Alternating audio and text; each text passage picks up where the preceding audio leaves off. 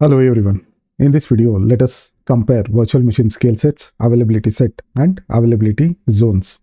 When you configure virtual machine scale sets, you will be deploying the load balancer. A load balancer will be automatically deployed, and the virtual machines will be behind the load balancer.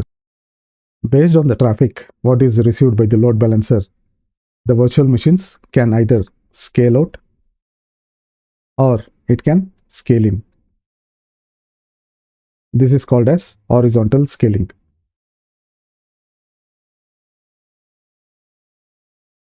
The virtual machines which are behind this load balancer, the size of the virtual machine, the disk, and the configuration of the application should match for all the virtual machine which is behind the load balancer.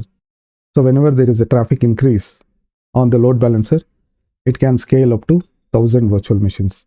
These 1000 virtual machines are supported only when you use standard images and custom images. To get highly redundant environment, we can configure virtual machine scale sets with availability sets and availability zone for highly redundant environment.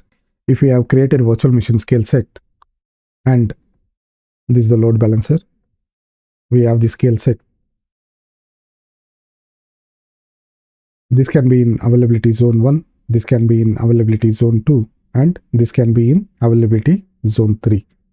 Or within the availability zone, we can also configure availability set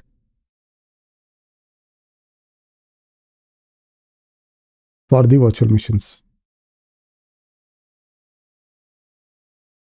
Again, it can be fault domain and update domain configuration what you set for your availability set. Based on the traffic what the load balancer receives, it can scale out,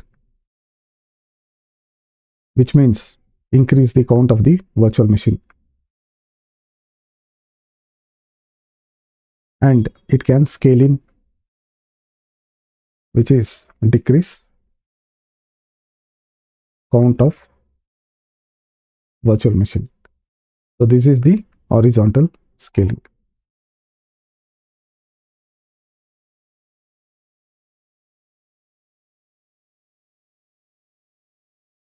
Let us see what is availability sets.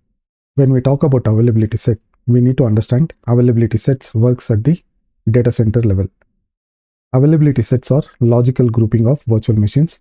You group your virtual machine based on the fault domain and update domain.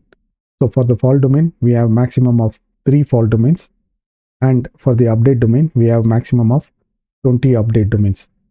Combination of fault domain and update domain, we can ensure that the virtual machine what we are going to deploy, it is reliable. So when you configure the fault domain and update domain using a availability set configuration, if I configure availability set configuration, we need to ensure that at least 2 virtual machines are placed in this availability set to spread between multiple racks. Availability sets offer improved virtual machine to virtual machine latency. Because these 2 virtual machines are in the same data center, you will have very less latency.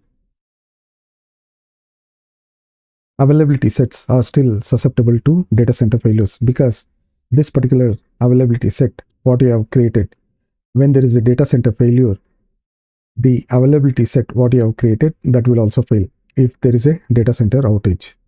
A VM can be added to an availability set when you create the virtual machine. So while creating the virtual machine, you can add the virtual machine to the availability set.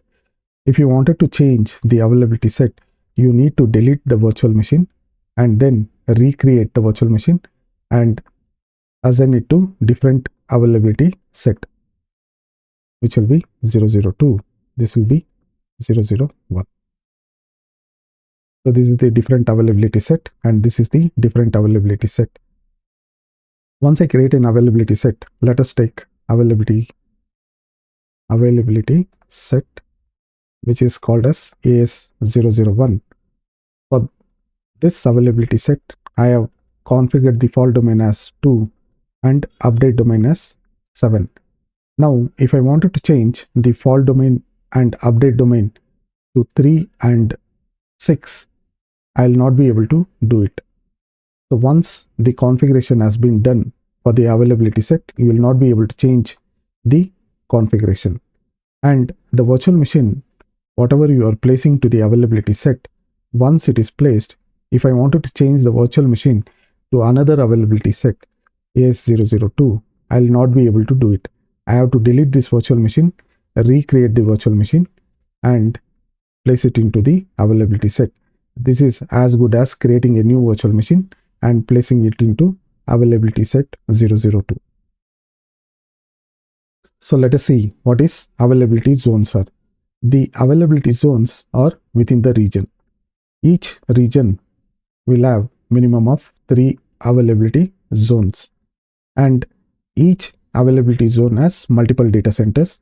When you deploy the virtual machine in 2 different availability zones, you have the latency of 2 milliseconds. So this is the latency what you get when you deploy the virtual machine in 2 different availability zone. So this is zone 1, this is zone 2. These are all separated by different power, cooling and networking infrastructure. And whenever there is a patching or maintenance which is happening at the host for the availability zone 1, the other host at the availability zone 2 will not be touched for the maintenance or patching.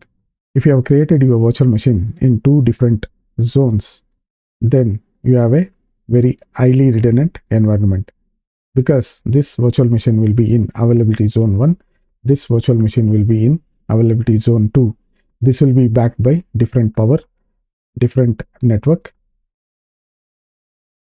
and this availability zone will be backed by different power source and network infrastructure. So this is how you can configure your workloads as a scalable, highly available and redundant environment. Thank you for watching the video. If you like the content, please subscribe and share. Thank you. Take care.